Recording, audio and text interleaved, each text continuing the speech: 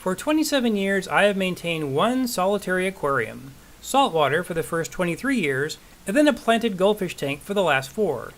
I never contracted multiple tank syndrome and was always perfectly content to have one big, beautiful 125-gallon tank. But once we switched over to a planted goldfish tank, the need to quarantine new fish for a month or more made that more problematic. I did set up a temporary 15-gallon tank that had resided in our attic for the last 20-something years to quarantine fish in, but really hated the bare-bottom, small environment I was putting the new fish into. So after much thought and research, we decided we really should maintain at least one or more planted tanks for any future goldfish, which, for the first time, gave us the option of actually breeding fish. We transformed half of our computer room into a mini fish room, with a 9.5-foot-long homemade aquarium table able to hold 3 40-gallon breeder tanks. As you may have seen in our earlier videos, we started with a Ryukin goldfish in the main tank, and then added an Oranda and Black Moor after their quarantine to get things rolling. Then this happened.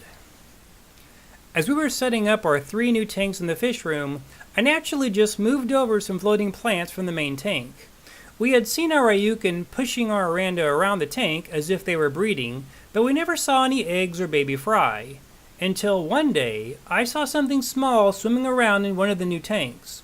Then in the other new tank. Apparently, when I moved the floating plants to their new homes, some fertilized eggs came along for the ride.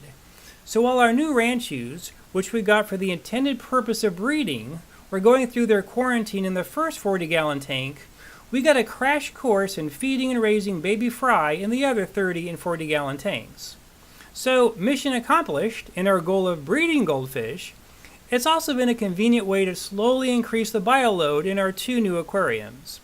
The plan is still to breed our new ranchus and eventually find some red and white ranchus to add to the mix. But in the meantime, we're enjoying our unexpected bounty of Ryukin Oranda baby goldfish. Well, that's the quick update for now. Thanks for watching and happy fish keeping.